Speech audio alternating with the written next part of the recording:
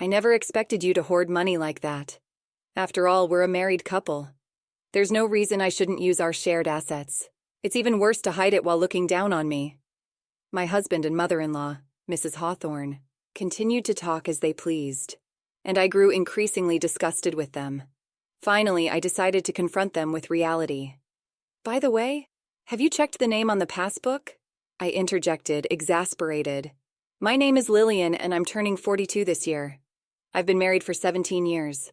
Before that, I worked at a company. After getting married, I quit my job and started working part-time at a local supermarket. I met my husband Easton at work, and at the time, I thought he was an ordinary and kind man. That perception changed about 6 months into our marriage. One day, while I was preparing dinner, Mrs. Hawthorne suddenly visited our house without any notice. My husband hadn't come home from work yet, and I thought there might be some urgent matters, so I let her in. As soon as she saw the living room, she let out a big sigh. "Lillian, you've been idly watching TV until this hour. My son Easton is still working hard, sweating at his job. Don't you feel sorry?" she scolded. "Yes, I did have the TV on, but until a moment ago I had been preparing dinner in the kitchen. You might say I'm lazing around, but I finished my housework in the morning and just returned from shopping after my part-time job," I replied, irritated but trying to maintain composure. She ostentatiously snorted, went into the kitchen, and started finding fault with dinner. "Oh dear, is this all we have for dinner today? Poor Easton working so hard. I've planned for curry and salad today. The salad is in the fridge. How could you let Easton eat such a half-baked meal? I wonder what you've learned at home," she insulted, not just targeting me but also my parents. Finally losing my patience, I asked a bit harshly, "Didn't you need something?" My Mrs. Hawthorne opened her eyes wide in faux innocence. "Oh my, don't get so mad just because I looked at dinner. What do you need?" Withered vegetables to her son and herself. At that moment, I realized she just wanted to bully me and persistently criticized me. I consulted my father-in-law about the difficulty of preparing meals for Mrs. Hawthorne and the problem of her frequent unannounced visits. He seemed unaware and politely apologized. "I thought she was going out to dinner with friends. I didn't realize she was bothering you, Lillian. I'm sorry," he said. "It's not something for you to apologize for. I've been giving her money for meals, assuming she was dining out, but she hasn't been taking it," I replied. "Unfortunately, no. I'm sorry." My father-in-law apologized repeatedly. He promised to speak sternly to my Mrs. Hawthorne, and I thought that would be enough.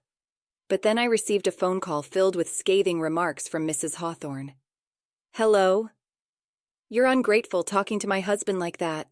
I've been going out of my way to check on you, and I didn't expect you to repay my kindness with such ingratitude," she said. "That's not true. I'm not repaying kindness with ingratitude. You should be the one apologizing. It's audacious to claim you're educating me in areas where my upbringing was lacking. You should be grateful," my Mrs. Hawthorne asserted. "I understand what you're saying, but it is inconvenient when you show up without notice.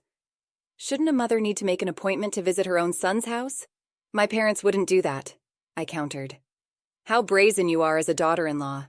You should adapt to the rules of your husband's family no matter what," she retorted, growing increasingly heated until she was yelling so loud I couldn't understand her, and then she hung up. I suspected she called during my father-in-law's absence, so I hesitated to consult him again, fearing more of the same. Despite a slight decrease in frequency, Mrs. Hawthorne persisted in visiting our home. My husband, finding solace in complaining about work to her and receiving her sympathy, showed no signs of persuading her to stop the visits anytime soon. Witnessing his attitude, Mrs. Hawthorne became even more cheerful, and they both began to blame me. "Lillian, you don't show enough respect to Mom," my husband chimed in. "That's right, Easton. Tell her more. I'm only getting a small allowance even though I'm the one earning the money." My Mrs. Hawthorne. They continued to eat the meals I prepared while complaining about them, chatting and laughing in the living room I had just cleaned. When washing the dishes, my husband would demand, "At least prepare the bath," expecting me to get everything ready from bath towels to his pajamas. My Mrs. Hawthorne didn't reprimand him but instead sided with him, saying, "Poor thing, having such an inconsiderate wife." I consulted with my father-in-law again, receiving yet another profuse apology, but I was exhausted by the fact that Mrs. Hawthorne's actions remained unchanged. Days passed in the same manner until one day I noticed that a necklace handed down to me by my mother was missing. When I asked my husband, he claimed he didn't know and coldly dismissed me with, "You probably lost." "That's right, Easton. Lillian is terrible," Mrs. Hawthorne chimed in. "I just wanted to get along." "No, listen. The necklace your mother is wearing is the one I said I lost.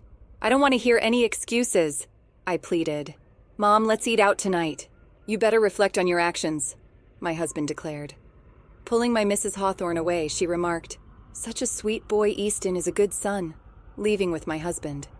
The shock of not being able to retrieve my necklace, along with the anger towards my husband for siding with Mrs. Hawthorne without even listening to me, made my pent-up frustrations explode. That same day, I decided to take revenge. Once again, I talked with my father-in-law. While he apologized to me, he listened attentively to my story. I discovered that he was also fed up with Mrs. Hawthorne's outrageous behavior. During this conversation, I decided to devise a plan. When Mrs. Hawthorne, as usual, came to our house without learning her lesson, flaunting the necklace and enjoying my reaction, I deliberately told her, "I forgot to buy something. Could you look after the house for a bit?" Normally, she would have retorted with something scathing, but this time she smiled sweetly and agreed, saying, "Of course. Why don't you take your time? You're always busy with housework. Thank you." Leaving Mrs. Hawthorne at home, I went out alone to the supermarket, heart pounding, testing the malice of those close to me. If I could get definitive evidence, I could take my revenge. Yet part of me also hoped that Mrs. Hawthorne and her husband would reflect on their actions and change. Exactly 30 minutes later, I returned home with shopping bags. What greeted me was my Mrs. Hawthorne in the living room, messily eating dinner with my husband. "Oh, you were late, so we started without you. Today's dinner was more plain than usual. Don't be sorry for Mom," my husband remarked. "But I asked Mrs. Hawthorne to watch the house because I forgot to buy something," I interjected. "No more excuses. Be careful next time," my husband retorted, acting even more arrogant because of Mrs. Hawthorne's presence. I couldn't help but sigh. Looking at the pot with only bits of vegetables left, I felt more disgusted than angry at my husband, who didn't even think to leave some food for me. I realized there was likely no future where these two would reflect on their actions. After cleaning up dinner, I checked what happened to the trap. As expected, it seemed like the trap had been set off. Seeing it, my husband smirked, mocking me, looking uglier than ever. His triumphant smile resembled Mrs. Hawthorne's when she showed off the necklace. I couldn't help but laugh, realizing that the day of revenge came sooner than I thought. On my husband's day off, both he and Mrs. Hawthorne called me to the living room. Seeing the two of them in high spirits, I sat across from them, pretending to know nothing. "Hey, why didn't you tell us?" my husband began. "What are you talking about?" I feigned innocence. "About the bank book. If you had that much money, you could have told us. Now you can show filial piety to Mom, too," my husband chided. "I don't understand what you're talking about," I replied, maintaining my composure. "Don't play dumb. We're talking about your bank book." My Mrs. Hawthorne interjected. "Oh," managing to compose myself without showing any signs of panic. They happily "Hey, cut it out. You're being rude," Mrs. Hawthorne scolded him. "Who's being rude? It's far more disrespectful for you two to use my money without my permission," I retorted. "People with bad upbringing have bad mouths," my Mrs. Hawthorne snapped back. I struggled to suppress a laugh at the two of them, amazed at how terrible they truly were. I had become hardened, but my resolve to take revenge never wavered, because it was these two who had molded me this way. "We found a perfect newly built property for sale, so we've already signed a contract. No matter what you say, it's too late now. Anyway, I didn't know you were saving up that much. Besides, we're married, so there's no reason for you to complain about using our shared property," my husband declared. "That's right. It's worse to hide it," my Mrs. Hawthorne chimed in. By the way, did you check the name on the bank book?" I interrupted. The two of them froze at my words. Finally unable to hold back, I burst into laughter. They checked the name on the bank book and then looked at me with faces drained of blood. "What the hell is this? It's exactly what you're seeing. Why is it under our person's name?" my husband exclaimed. "I never said it was my bank book, so what does that mean?" "You stole Dad's bank book, you thief!" I accused. Who's the thief? You went out of your way to pry open a locked drawer and took it, but you were hiding it so carefully, I responded. Oh, so it's okay to steal things that your daughter-in-law doesn't know about. I'll help revise and refine the passage for clarity and correctness. Treasures? I guess that's how you were raised, Mrs. Hawthorne, I retorted.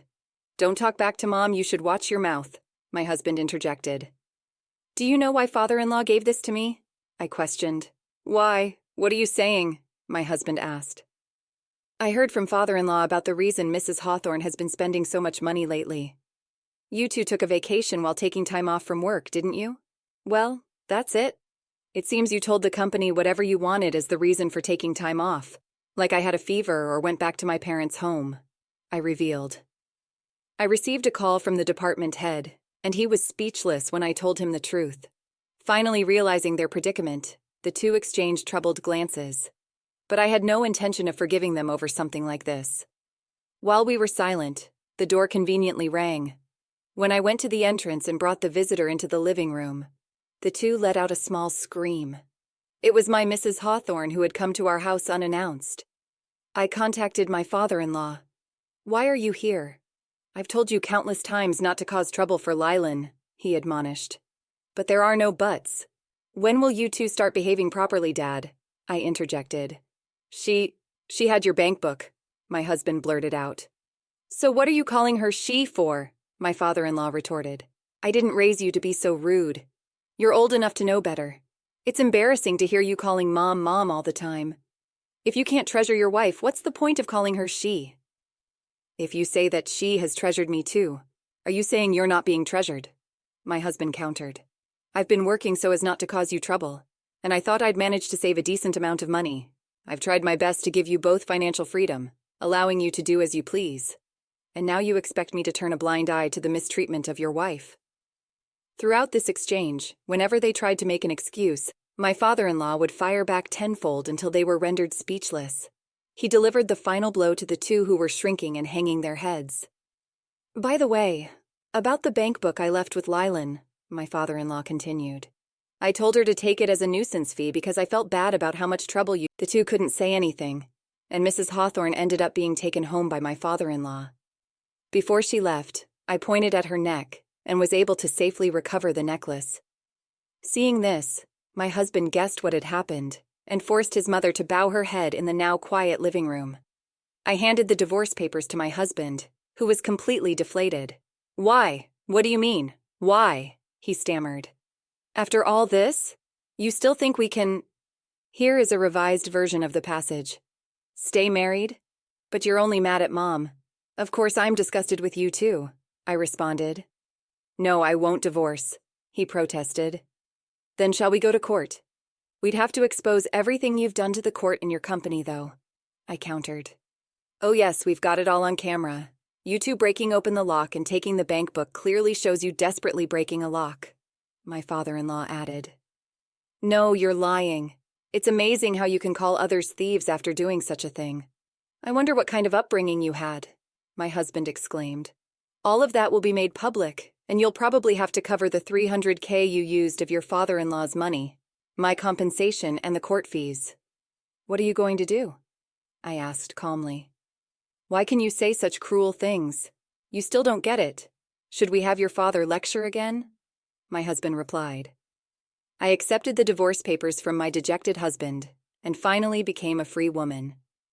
As for the $300K I received from my father-in-law, I decided to accept it again as a nuisance and consolation fee for my ex-husband and ex-Mrs. Hawthorne. Under my father-in-law's supervision, the two of them had to work tirelessly to repay him a total of 60 million yen. Later, I received an email from my ex-husband to a free email address, seemingly asking for reconciliation, but I ignored and deleted it. Thanks to being free from my source of stress, my health has improved, and I'm spending my time freely with the money I received from my father-in-law.